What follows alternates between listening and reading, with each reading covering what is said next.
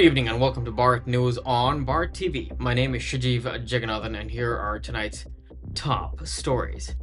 A fiery small plane crash shocks a Minnesota neighborhood. President Trump prepares to unveil sweeping new tariffs on what he calls Liberation Day. And a legal standoff intensifies over deportations of gang members. Meanwhile, a major cultural event brings together the Indian diaspora in Minnesota, and U.S. visa policies are tightening with enhanced surveillance of international students' social media. Switching over to Indian news, tragedy strikes in Himachal Pradesh with a deadly landslide, while Prime Minister Modi blames Congress for fostering Naxalism in Chhattisgarh. The Kerala Catholic Bishop Council surprises with its stance on a Waqf law amendment, and budget carrier IndiGo vows to fight a massive tax penalty. And in international news, Iran refuses direct talks with the US over its nuclear program, keeping indirect channels open. So let's dive right into tonight's details. A Sakara TBM-7 aircraft crashed into a home in Brooklyn Park, Minnesota on Saturday, erupting into flames. The dramatic video footage captured a blaze which fortunately did not injure any residents inside the house.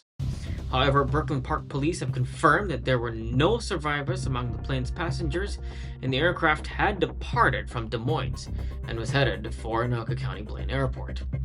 The investigators from the FAA and NTSB are now on the scene, and the crash site has been cordoned off as emergency services complete evacuation procedures. Minnesota's Governor Tim Walz expressed gratitude to first responders while closely monitoring the developing situation. Now, authorities have yet to determine how many individuals were on board the plane, while early reports suggest multiple fatalities and significant structural damage to the properties involved. President Donald Trump has dubbed this Wednesday Liberation Day, announcing a sweeping set of tariffs targeting foreign imports. While specifics remain somewhat vague, President Trump emphasized reciprocal tariffs that match or exceed those of U.S. trade partners. Countries such as India, Brazil, South Korea, and the EU are likely to face new penalties. Now, critics are warning that these measures could raise consumer prices and harm global trade relations. Despite concerns, President Trump is hosting CEOs at the White House who he claims will invest billions to avoid these duties. The move follows a pattern from his first term, aiming to realign global trade in favor of American production. Now, President Trump argues that the tariffs could reclaim jobs and wealth taken from the U.S. over decades. The administration is framing this initiative as a long overdue economic reset, while some observers speculate that President Trump may soften or reverse tariffs after negotiations. A federal judge's ruling halted the deportations of suspected Venezuelan gang members has reignited debate over the separation of powers. The decision by D.C. District Judge James Boasberg, an Obama appointee, paused the Trump administration's use of Alien Enemies Act. Now, Republicans claim the judiciary is overstepping its bounds and plan a Judiciary Committee hearing next week. Representative August Pfluger, a representative from Texas, criticized what he called activist judges for thwarting national security efforts. Meanwhile, Democrats defended the ruling as necessary oversight of executive power. The case centers on the controversial deportation of suspected Tren de Aragua members and affiliates. Now, Boasberg's injunction has become the latest flashback in ongoing tensions between courts and the White House. Meanwhile, House GOP members are now considering legislation to curb judicial intervention in executive immigration actions. And this is one of more than a dozen legal challenges against President Trump's policies. On March 30th, the India Association of Minnesota hosted its annual Connect India event, drawing a vibrant crowd of leaders and community members from all across the state. The event was headlined by Consul General Somnath Ghosh, along with several lawmakers and representatives from dozens of regional Indian organizations. Held to showcase the breadth and diversity of Minnesota's Indian diaspora, Connect India brought together cultural performances, community networking, and cross-organizational collaboration under one roof.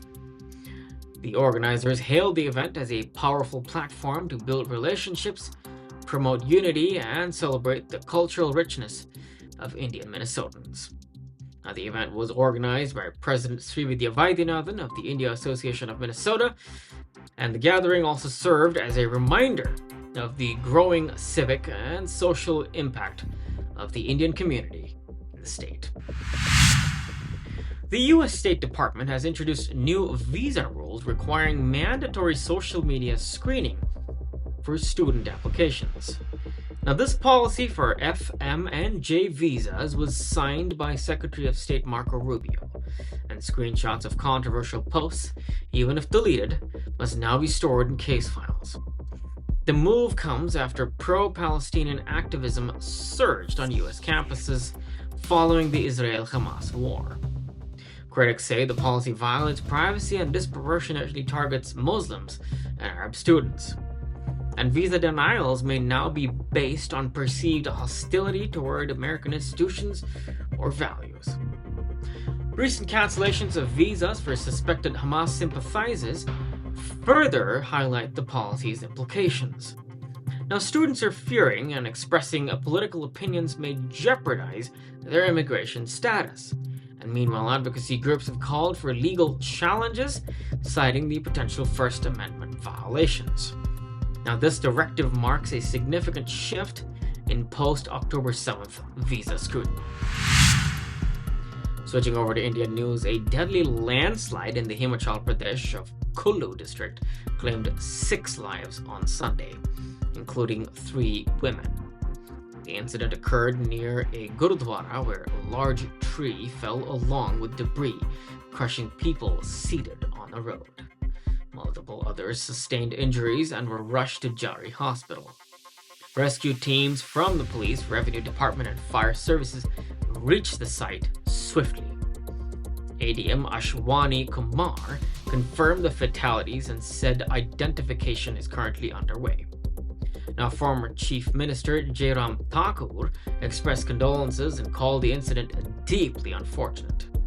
Emergency personnel continue to assess the affected area and ensure safety. Meanwhile, local authorities have warned of potential further landslide due to unstable terrain. The state government is expected to announce compensation packages for victims' families. Prime Minister Narendra Modi, speaking in Bilaspur, Chhattisgarh, blamed the Congress for nurturing Naxalism through decades of neglect. Prime Minister Modi accused previous governments of declaring tribal districts as backward while ignoring their development. He highlighted schemes like Ayushman Bharat and Swachh Bharat as instruments of positive change. Modi emphasized the double-engine government approach, a key to bringing peace. He claimed that Naxal violence is declining due to sustained welfare efforts, and the speech comes as BJP eyes a further gain in central India. Now, Prime Minister Modi called on citizens to reject the policies of apathy and violence and reiterated the importance of tribal welfare in national development. Now, the statement drew criticism from Congress leaders who called it political scapegoating. The Kerala Catholic Bishops' Council has urged local MPs to support the Waqf Amendment bill, opposing Congress and leftist parties. The KCBC claims that Waqf board members on land in Christian majority areas are unjust. Cardinal Basilis Klimas cited a case in Ernakulam district as an example. And the council says the bill will protect long-time Christian residents from unfair land seizures, and BJP leaders in Kerala praised the move as bridging the gaps with Christian voters. The bill has become a flashpoint in Kerala politics, with Congress calling it divisive. And KCBC has previously raised concerns with the Joint Parliamentarian Committee, and the bishops argued that the current Waqf laws override civil property rights. That their backing adds momentum to the BJP's push for the bill's passage. IndiGo's parent company, Interglobe Aviation, has hit with a 944.20 crore tax penalty for the 2021-2022 financial year. The Income Tax Department alleges irregularities in appeal proceedings and filings. Now, IndiGo has labeled the penalty as erroneous and frivolous and plans legal action. The airline insists the order will not impact its operations nor its financials, and the case hinges on an appeal. Meanwhile, IndiGo claims is still under review. The company reaffirmed its faith in the judicial process to resolve the matter. Now, analysts say the penalty, though large, is unlikely to disrupt short-term business. And IndiGo has faced previous scrutiny over financial disclosures, but has remained India's market leader. Legal experts expect the case to proceed through tax tribunals in the coming months. Switching over to international news, Iran has formally rejected direct nuclear talks with the US following a letter from President Donald Trump. President Masoud Pezeshkian announced the response was delivered via Oman, delivering indirect talks on the table.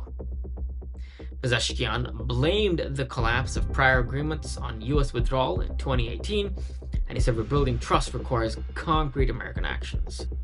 The decision comes amid rising tensions in the Persian Gulf and U.S. sanctions. Now, Tehran is insisting it remains open to diplomacy, but rejects Washington's current posture. Analysts say indirect channels may remain viable for compromise. And Iran's position complicates President Trump's aim to negotiate a nuclear deal in his second term. And the development may affect regional stability and energy markets as talks stall. Now that concludes today's news on Bharat TV. For more updates on these stories and others, visit our website or follow us on social media. Signing off today, my name is Shajiv Jagannathan, and I will see you next time.